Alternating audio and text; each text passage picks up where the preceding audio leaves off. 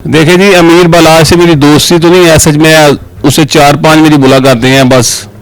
अचानक एक दो दफ़ा कोर्ट में मुलाकात हुई है, एक दफ़ा मुझे डिफेंस में वो मिले, तो मैंने उसको इखलाकी तौर पर बड़ा खूबसूरत बंदा पाया है। जो एहसन शाह ने हरकत की है ना, ये कम ज़र्फ और घटिया दोस्तों वाली हरकत की है। एहसन शाह ने वही काम किया है कि वो मदीने जाके रोज़ा रसूल की अमीर बलाज को ज़ियारत करवाता था और उसके मुखालफों को उसकी लोकेशन बताता था। तो ये उसने बड़े कम ज़र्फ और घटिया लोगों वाली हरकत की है। दोस्ती में कभी भी ऐसी मिसाल मैंने अपनी ज़िंदगी में नहीं देखी। मैंने अपनी वकालत की सर्विस में इतना करीबी दोस्त इस तरह नुकसान करवा जाएगा अपने दोस्त का, मैंने अपनी जिंदगी में ये वाकया पहली दफा देखा। अभी तक ये मेन मुल्जिमान तक पहुंच ही नहीं सके। ये पाकिस्तान में हमारा ये अलमिया है। इखलाकी तौर से एक अच्छा लड़का था, दुश्मनदारी इसकी थी, लेकिन ये मुखालफत नहीं कर रहा था। 2010 में इसका वालिद कत्ल हुआ था, 2024 आ गया था। 14 सालों में अगर इस बंदे ने अपने वालिद का बदला नहीं लिया, या अभी तक पुलिस अपनी इन्वेस्टिगेशन कंप्लीट नहीं कर सकी, तो ये पुलिस की कमजोरी है। इस कत्ल की मुकम्मल तफ्शीश होती, तमाम जो मुल्जिमान इस FIR में शामिल हैं या इस वकूए में शामिल हैं, प्रॉपर उन सबको गिरफ्तार करके जब तक इन्वेस्टिगेशन नहीं होगी, जब तक तफ्शीश नहीं होगी, इस कत्ल का अभी तक कोई फैसला हो ही नहीं सकेगा। अस्सलाम वालेकुम नाज़रीन, डेली धरती से आपका मेज़बान शाहज़ेब आलम। उम्मीद करता हूँ आप सारे खैरियत से होंगे। इस वक्त मेरे साथ एक ऐसी शख्सियत मौजूद है जो किसी भी तारुफ के मोहताज नहीं। आप लोगों ने देखा तो होगा, सोशल मीडिया पे बहुत ज़्यादा वायरल हैं। फ़हीम खोखर साहब गरीबों की हर जगह मदद करते हुए नज़र आते हैं। आज फ़हीम खोखर साहब ने बड़ी मुश्किल से टाइम दिया। अस्सलाम वालेकुम जी। वालेकुम सलाम सर, कैसे हैं? अल्लाह का शुक्र भजन, आप सुनाएं। सर, सबसे पहले तो ये बताएं, इतनी मोहब्बत आपकी जो कैदी होते हैं उनसे, क्या वजह? मेरे अंदाजे में दुनिया की सबसे बड़ी नेमत आज़ादी है। हमारे नबियों पैगंबरों के दौर से किसी कैदी को आज़ाद करवाने को अल्लाह ताला ने एक बहुत ना अच्छा अमल करार दिया है। और मैं हर रोज़ जेलों में बड़े ऐसे लावारिस कैदियों से मिलता हूँ जिन बेचारों के पीछे आने वाला कोई नहीं है, जिनसे मैं पूछता हूँ, ओए नदीम, ओए जवेद, ओए अल्लाह दिता, ओए तेनों कभी कोई मिलन आया? तो वो आगे से बेचारा आंखें आंसुओं से भर आती हैं और वो मुझे कहता है, भाई 10 महीने हो गए ने, 14 महीने हो गए ने, कोई घरों मुलाकात नहीं आया। ये लोग कहते हैं कैदी के भाई वालदा जिंदा सी तो मुलाकातें आई जाती होंगी सी, जो दी माँ फौत हो गई है, कोई मुलाकातें नहीं आया। तो आप यकीन जाने जेलें ऐसे लावारिस कैदियों से बड़ी बड़ी हैं जिन बेचारों के मुलाकातियाँ भी कोई नहीं है।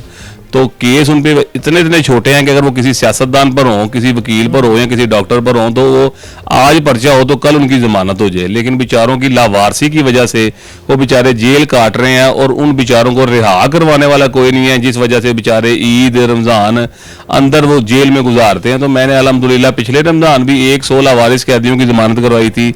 उनको अपने दफ्तर में लाकर नए कपड़े देता था, नए जूते देता था, उन्हें घर भेजता था। और अल्हम्दुलिल्लाह इस रमज़ान में मैंने 200 का पैकेज निकाला है। 200 लावारिस कैदी जो जेलों में है, इंशाल्लाह ताला भी आज की तकरीबन 8वां रोज़ा है और 26-27 कैदी मैं रिहा करवा चुका हूँ अल्हम्दुलिल्लाह। और मेरा प्लान है 200 कैदी इंशाल्लाह ताला ईद अपने घर वालों के साथ करेंगे जो लावारिस हैं बेचारे। माशाल्लाह, आपकी इतनी काविश है, लोगों के साथ इतनी मोहब्बत।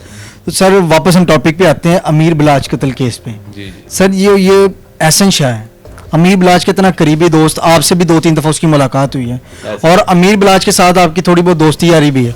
सर, ये किस तरह देख रहे हैं, क्या ये मामला पेश है? देखे जी, अमीर बलाज से मेरी दोस्ती तो नहीं है सच में। उससे 4-5 मेरी मुलाकातें हैं बस। अचानक एक दो दफ़ा कोर्ट में मुलाकात हुई है, एक दफ़ा मुझे डिफेंस में वो मिले, तो मैंने उसको इखलाकी तौर पर बड़ा खूबसूरत बंदा पाया है। जो एहसन शाह ने हरकत की है ना, ये कम ज़र्फ और घटिया दोस्तों वाली हरकत की है। और ऐसे दोस्तों की ना वो पंजाबी च मिसाल दी जाती है कि सज्जना की संगत विच मुनाफिकां नूं नहीं भाईदा ते सप जिड्डा मर्जी नस्ली होवे उन्होंने दुध नहीं जे पाईदा। तो और भी एक मिसाल है इस पे पंजाबी दी है कि सज्जन नस्ली होवे ना तो वह कबर दियां कंधां तक साथ निभांदा है, तो जे सज्जन बद नस्ला होवे तो मदीने जाके भी सज्जन ही मरवांदा है। एहसन शाह ने वही काम किया है कि वो मदीने जाके रोज़ा रसूल की अमीर बलाज को ज़ियारत करवाता था और उसके मुखालफों को उसकी लोकेशन बताता था। तो ये उसने बड़े कम ज़र्फ और घटिया लोगों वाली हरकत की है। दोस्ती में कभी भी ऐसी मिसाल मैंने अपनी ज़िंदगी में नहीं देखी। फिल्मों की हद तक, ड्रामों की हद तक मैंने सुना था कि दोस्त यार मार निकल आया या यार ने यार का नुकसान करवाता। मैंने अपनी वकालत की सर्विस में इतना करीबी दोस्त इस तरह नुकसान करवा जाएगा अपने दोस्त का, मैंने अपनी ज़िंदगी में ये वाकया पहली दफ़ा देखा। सर, अब जो उसके दिखा रहे हैं कि बाल वगैरह भी काट दिए गए हैं पुलिस वालों की तरफ से, उस हवाले से क्या कहते हैं? लोग कह रहे हैं कि फेक है ये सारी चीज़ें। नहीं जी, टेंडर तो उसकी जेन्युइन की गई है। उसको अगर टेंडर नहीं की गई तो अभी तक देखें ना, ये कोई इतना बड़ा मामला नहीं था जिसको मामले को इतना मामला बना दिया गया कि जनाब हर रोज 2-3 दिन बाद पुलिस की खबर आती थी कि जनाब अमीर बलाज कत्ल केस ने एक नया रुख इख्तियार कर लिया है। ऑर्गेनाइज क्राइम यूनिट की एक बड़ी टीम है जिसमें बड़े बड़े आला अफसरान मौजूद हैं जो इसकी तहकीक कर रहे थे, इन्वेस्टिगेट कर रहे थे, लेकिन अभी तक उन्हें यह नहीं मालूम हो चुका कि जनाब इस FIR में जो नॉमिनेटेड लोग हैं, गोगी भट्ट है, तीफी भट्ट है, वो दोनों बाहर हैं। जो बाकी उसमें मुल्जमान थे, जो एहसन शाह था या रेंटे कार वाले जो थे लोग थे, या जो उसके करीबी और शूटर के रिलेशन वाले थे, जो तीफी भट्ट का खान सामा था, इन्होंने सिर्फ वो लोग पकड़े हैं जिन लोगों का डायरेक्टली तौर पर ऐसा जिसके साथ कोई इतना ताल्लुक नहीं है। देखें जो खान सामा तीफी भट्ट का पकड़ा है, उस बेचारे का क्या ताल्लुक है? वो बेचारा उसके घर में चाय बनाता है, रोटियां पकाता, डेरेदार रोटियां खवाता। इसका मतलब ये है कि उस बेचारे का भी कसूर है। अभी तक ये मेन मुल्जिमान तक पहुंच ही नहीं सके। ये पाकिस्तान में हमारा ये अलमिया है कि अगर खुदा ना ख्वास्ता कोई पुलिस वाला या कोई अमीर बंदा कोई या कोई बड़ा सियासतदान, खासकर सियासतदान या कोई पुलिस वाला या कोई बड़े ऑफिसर रैंक का कोई ऑफिसर जो है ना, वो बेचारा कहीं कत्ल हो जाए ना, तो 24 घंटे के अंदर तो उसके मुल्जिमान गिरफ्तार भी हो जाते हैं और अगले 24 घंटों में उनका इनकाउंटर भी कर दिया जाता है। और ये कहा जाता है कि जनाब इस कातिल को जनाब हम शनाख्त के लिए एक जगह लेकर जा रहे थे, तो इसके साथियों ने हमला किया, तो इसके साथियों की फायरिंग से जनाब ये मारा गया। ये एक बेचारा इखलाकी तौर से एक अच्छा लड़का था, दुश्मनदारी इसकी थी, लेकिन ये मुखालफत नहीं कर रहा था। 2010 में इसका वालिद कत्ल हुआ था, 2024 आ गया था। 14 सालों में अगर इस बंदे ने अपने वालिद का बदला नहीं लिया तो इसका मतलब है ये चाहता था कि लड़ाई ना हो। तो इस बेचारे का नुकसान कर दिया गया। 2 उसके छोटे छोटे बच्चे हैं, बीवी है, वालदा है, भाई हैं, उन सारों का नुकसान हुआ। तो अभी तक अगर उनको इंसाफ नहीं मिला या अभी तक पुलिस अपनी इन्वेस्टिगेशन कंप्लीट नहीं कर सकी, तो ये पुलिस की कमजोरी है। तो पुलिस को ये चाहिए था कि अभी इंटरपोल से राब्ता करते, तीफी भट्ट को वहां से गिरफ्तार करते, गोगी भट्ट अगर पाकिस्तान में है तो उसको गिरफ्तार करते, अगर पाकिस्तान से बाहर है तो इंटरपोल के जरिए उसको भी लेकर आते। इस कत्ल की मुकम्मल तफ्तीश होती, तमाम जो मुल्जिमान इस FIR में शामिल हैं या इस वकूए में शामिल हैं, प्रॉपर उन सबको गिरफ्तार करके जब तक इन्वेस्टिगेशन नहीं होगी, जब तक तफ्तीश नहीं होगी, इस कत्ल का अभी तक कोई फैसला हो ही नहीं सकेगा। सर सुनने में तो ये भी आ रहा है सोशल मीडिया के ऊपर कि तीफी भट्ट ने पाकिस्तान आने का ऐलान कर दिया। इस हवाले से आप क्या चलें जी, देखें तीफी भट्ट ने अभी ऐलान किया ना, अभी आया तो नहीं ना है। ऐलान तो मैं भी करता हूँ यार, ये जो सड़क जा रही है सारी मैं ही बनवाऊंगा, जेलों में जितने कहती हूँ मैं ही छुड़वाऊंगा, सारों के फ्री ऑफ कॉस्ट केस मैं ही लड़ूंगा। बात यह है कि जब मैं करूंगा तो फिर उस पर अमल दरामद होगा। अभी तक तीफी भट्ट ने सिर्फ ऐलान किया। तीफी भट्ट आए, इन्वेस्टिगेशन में शामिल करेगा जनाब मैं बेगुनाह हूं, खुद को सिलेंडर करे, आगे गिरफ्तारी दे दे, तो जो भी मामला आते हैं वो सारी पुलिस बता देगी कि जनाब कातिल कौन है। क्योंकि पुलिस की इन्वेस्टिगेशन में अभी तक वो बार पुलिस वाले यही कह रहे हैं कि जनाब अमीर बलाजो कत्ल करवाने वाला ये तीफी भट्ट ही है। लेकिन तीफी भट्ट ने वहां पर बैठकर एक निजी टेलीविजन को इंटरव्यू देते हुए ये कह दिया कि जनाब इसमें मेरा कोई कसूर नहीं है। तो खाली इंटरव्यू देने से, ये अपना बयान रिकॉर्ड करवाने से बंदा मुल्जिम जो है ना वो ये अब खुद को बेगुनाह नहीं साबित कर सकता। उसको अभी इन्वेस्टिगेशन में शामिल होना पड़ेगा, उसके बाद पता चलेगा उसका क्या रोल है। अच्छा सर, 14 साल पहले 2010 में उसके वालिद साहब का कत्ल हुआ है और 2024 पे अमीर बलाज का। सर दोनों को ही एक ही गन से फायर की, ये क्या जी? इसमें ब्रस्टेड पिस्टल चला है, ज़गाना स्पोर्ट्स पिस्टल है। इसमें जो गोलियां चली हैं वो होलो पॉइंट गोली है।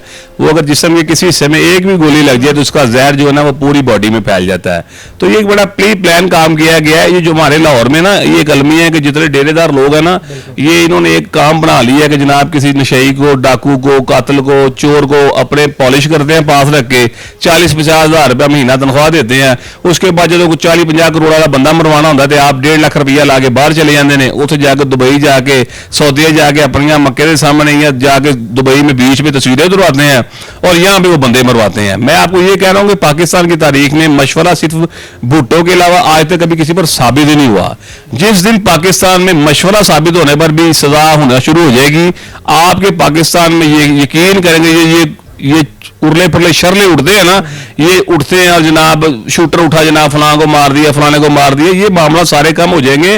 मरवाने वाले बंदे को जिस दिन सजा मिलना शुरू हो जाएगी ना, तो फिर शूटर बेचारे दिहाड़ियां भी खत्म हो जाएंगी, फिर ये मेहनत मजदूरी करेंगे और फिर किसी से ये पैसे लेके कोई माँ का पुत्र, किसी बेटियों का बाप या किसी बीवी का शोहर कत्ल नहीं करेंगे। ये सर जाते जाते एंड पे आप क्या उन दोस्तों को पैगाम देते हैं जो बिल्कुल क्लोज हैं और ये एहसन शाह वाली जो एहसन शाह ने अपने यार के साथ हरकत कर दी, क्या पैगाम देते हैं उन दोस्तों? दोस्ती एक बड़ा खूबसूरत सा रिश्ता है, एहसास मोहब्बत का रिश्ता है। ज़िंदगी में मुनाफिक, घटिया और बदनस्ला दोस्त आप कभी भी अपनी महफिल में ना बिठाएं। ये लोग हमेशा आपसे हसद करते हैं, आपका नुकसान सोचते हैं, हमेशा आपका बुरा सोचते हैं। ज़िंदगी में मुख्तसर दोस्त रखें, एक आध रखें, लेकिन वो रखें जो ना तो आपसे हसद करे, ना ही आपसे मुनाफरत करे और ना ही आपसे लालच करे। आप बड़े नुकसान से बच जाएंगे। जी नाज़रीन, इस वक्त मेरे साथ फ़हीम खोकर साहब मौजूद थे। उनकी आपने बहुत ही प्यारी गुफ्तगू सुनी कि दोस्त को ये एक ऐसा मुखलिस दोस्त रखें, ना वो आपसे हसद करे, ना मुनाफिक हो, ऐसा दोस्त हो जो आपके कदम ब कदम आपके साथ चले। जी, कमेंट सेशन में अपनी राय लाजमी दें और डेली धरती से अपने मेज़बान शाहज़ेब आलम को इजाज़त दें। खुदा हाफिज़।